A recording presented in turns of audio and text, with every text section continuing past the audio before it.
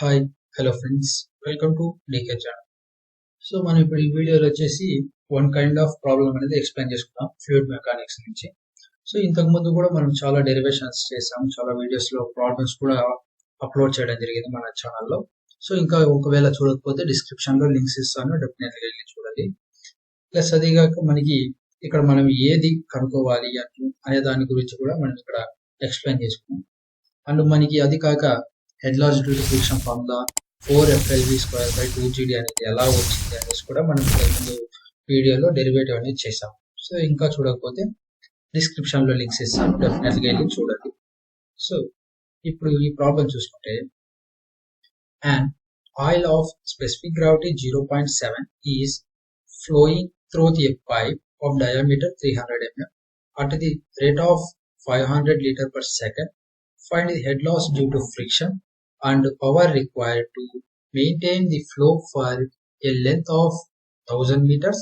Take kinetic viscosity equal to 0.29 Stokes. So ఇక్కడ వచ్చేసి మనం ఏం కనుక్కోవాలంటే head loss due to friction, అదే 4FLV²/2GD అదొకటి. నెక్స్ట్ పవర్ రిక్వైర్డ్, ఎంత పవర్ రిక్వైర్డ్ అనేసి కూడా అది కూడా ఫైండ్ అవుట్ చేయాలి. సో ఇప్పుడు చూసుకుంటే ఇక్కడ చూసుకుంటే first of all given data రాసుకోండి. Given data specific gravity S equal to 0.7 and diameter ఇచ్చాడు D equal to 300 mm. 300 mm నుంచి మీటర్స్ లో కన్వర్ట్ చేస్తే 0.3 metres and rate of flow 500 ఇచ్చాడు. Cube discharge 500 litre per second ఇచ్చాడు. మనకి actual గా మనము లీటర్స్ పర్ సెకండ్ లేకి ఇచ్చాడు, మనం మీటర్ క్యూబ్ పర్ సెకండ్ కాబట్టి మీటర్ క్యూబ్ పర్ సెకండ్ లేకి కన్వర్ట్ చేయాలంటే 500 డివైడెడ్ బై 1000 చేస్తే మనకి మీటర్ క్యూబ్ పర్ సెకండ్ వస్తుంది. So 0.5 metre cube per second. So మీకు ఇంతకుముందు చెప్పాను కదా 0.5 అనేది ఎలా వచ్చిందంటే 500 divided by 1000 metre cube per second లేకి కన్వర్ట్ అవుతుంది. నెక్స్ట్ ఏమి ఇచ్చాడు, L length equal to 1000 metres. Next one kinematic viscosity వచ్చేసి 0.29 స్టోక్స్. ఇక్కడ 1 stroke equal to 10 to power of -4. So ఇక్కడ కూడా సేమ్ అంటే 0.29 into 10 to power of the -4. So ఇప్పుడు నెక్స్ట్ ఏం కనుక్కోవాలంటే find the head loss due to friction. Head loss due to friction కావాలంటే మనకి ఫార్ములాస్ ఏమి 4FLV²/2GD. L ఉంది ఇక్కడ మనకి. నెక్స్ట్ ఏం కావాలి, V కావాలి అండ్ F కావాలి. సో ఇప్పుడు చూసుకుంటే V వచ్చేసి మనకి V equal to Q/A. Q ఎంత వచ్చింది మనకి యాక్చువల్ గా 0.5 divided by A 5/4 into 0.3 square. So మనకి వెలాసిటీ వచ్చేసి 7.073 యూనిట్స్ వచ్చేసి metre per second. Next one F కావాలి, coefficient of friction. Coefficient of friction మనకి కావాలంటే మనకి రిడాల్స్ నెంబర్ అనేది యూజ్ చేయడం జరుగుతుంది. RE equal to VD divided by kinematic viscosity. Velocity వచ్చేసి మనకు వచ్చింది 7.073 ఇంటూ డయామీటర్ వచ్చేసి 0.3 డివైడెడ్ బై కైనమాటిక్ విస్కాసిటీ ఎంత 0.29 into 10 to power of -4. So Reynolds number వచ్చేసి మనకి 7.316 into 10 to power of 4. So Reynolds number వచ్చిన తర్వాత మనకి లామినార్ అని టర్బులెంట్ అనేసి రెండు ఉంటాయి. లామినార్ వచ్చేసి 2000 బిలో ఉంటే లామినార్ అంటాం, 4000 అబోవ్ ఉంటే టర్బులెంట్ అంటాం. సో ఇప్పుడు వచ్చేసి 4.31 వచ్చింది రినాల్డ్స్ నెంబర్. సో అప్పుడు డెఫినెట్లీ గా టర్బులెంట్. టర్బులెంట్ యొక్క ఫార్ములా ఏమి, coefficient of friction equal to turbulent కి వచ్చేసి 0.079 whole power divided by Reynolds number whole power of the 1/4. So మనము ఈ ఫార్ములాలో సబ్స్టిట్యూట్ చేసుకుంటే 0.079 డివైడెడ్ బై రినాల్డ్స్ నెంబర్ ఎంత మనకు వచ్చింది 7.316 into 10 to power of 4 whole power of the 1/4. So ఇప్పుడు వచ్చేసి మన కోఎఫిషియంట్ ఆఫ్ ఫ్రిక్షన్ అనేది ఎంత వచ్చిందంటే 0.0048.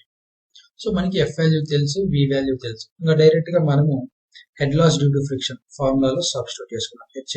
HF equal to 4FLV²/2GD. So మనకి ఇక్కడ వచ్చిన వాల్యూస్ అన్ని దీంట్లో సబ్స్టిట్యూట్ చేస్తే హెచ్ఎఫ్ వాల్యూ ఎంత అంటే మనకి 163.18 మీటర్. నెక్స్ట్ వన్, ఇప్పుడు 163.18 మీటర్ అనేది ఎలా వచ్చిందో చెప్తా. 4 అనేది మనకి ఎఫ్ కోఎఫిషియంట్ ఆఫ్ ఫ్రిక్షన్ అనేది మనకు అనుకున్నాం 0.048. లెంత్ వచ్చేసి గివెన్ లో ఇచ్చాడు 1000. వి వెలాసిటీ కూడా మనకు అనుకున్నాం 7.073. Next 2 into G 9.81. డి వచ్చేసి డయామీటర్. సో ఈ వాల్యూస్ అన్ని మనం హెచ్ఎఫ్ లో సబ్స్టిట్యూట్ చేస్తే మనకి head loss due to friction అనేది వస్తుంది.